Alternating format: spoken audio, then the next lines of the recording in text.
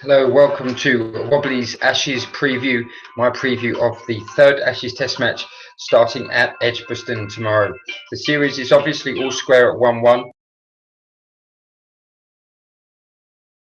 and an equally, if not more so, dominant performance by the Australians at Lord's. We're going to look ahead to the third Test match at Edgbaston. As I've said, we'll look at some stats, some intriguing subplots to that game, and we'll look ahead to the makeup of the sides and any changes that they've got in the rest of Wobbly's Ashes preview.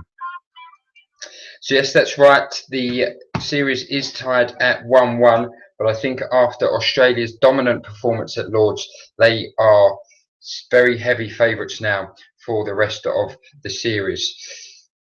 A lot of conjecture in the last couple of test matches about the pitch. A very, very important thing this test match at Edgbaston. The pitch is going to have a bit more pace and carry than we saw at Lord's and Cardiff. But an interesting fact about Edgbaston, it's a very happy hunting ground for England. They've lost only one test match of the last 10 played at Edgbaston. They have won 6 of those games. So again, a very should be a more lively pitch than we have seen throughout this series so far, but England will feel at home. They'll feel confident that they can get a result in Birmingham this week. Australia, they're in a very good position. Mitchell Johnson really opened some wounds in the last game at Lord's. The England batting looked completely scrambled when he was bowling. He's currently on 299 test wickets, so he will be looking and I'm sure will take his 300th test wicket at Edgbaston, and he'll become the 5th Australian bowler to do that. We mentioned subplots. Michael Clarke, in his last 11 test matches, he averages only 34, which is not a good return for somebody of his class. But at Edgbaston, he does average 67. It's been a happy hunting ground for him, and he'll be looking to score some runs definitely in this week at Birmingham. For England, a couple of selection changes. We know that Jonny Bairstow is going to come in for Gary Ballance. Jonny Bairstow has scored 500s this year in Championship cricket in just 7 games for Yorkshire and has scored nearly 1,000 first-class runs. He deserves his opportunity. Jason Gillespie, his coach at Yorkshire, believes that he is much better equipped to deal with Test match cricket now than he was when he last played about 18 months ago.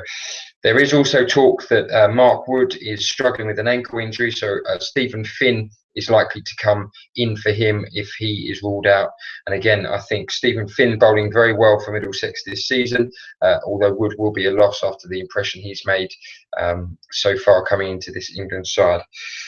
So it should be an excellent test match at Edgbaston. I think the Australians have got the ascendancy in this series, and it's going to take a big turnaround, a big performance from England, but they will feel confident at Edgbaston. A little stat for you though, the last 9 winners of the second test match in an Ashes series have gone on to win that series.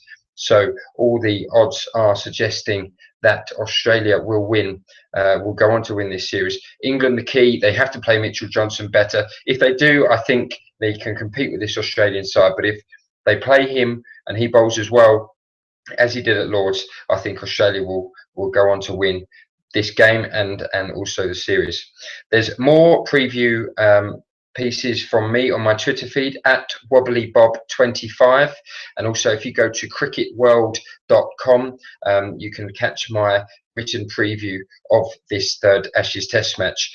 An excellent test match to look forward to. I'm really excited about seeing how Australia back at Lord's and how England try and turn things around from their performance at the home of cricket.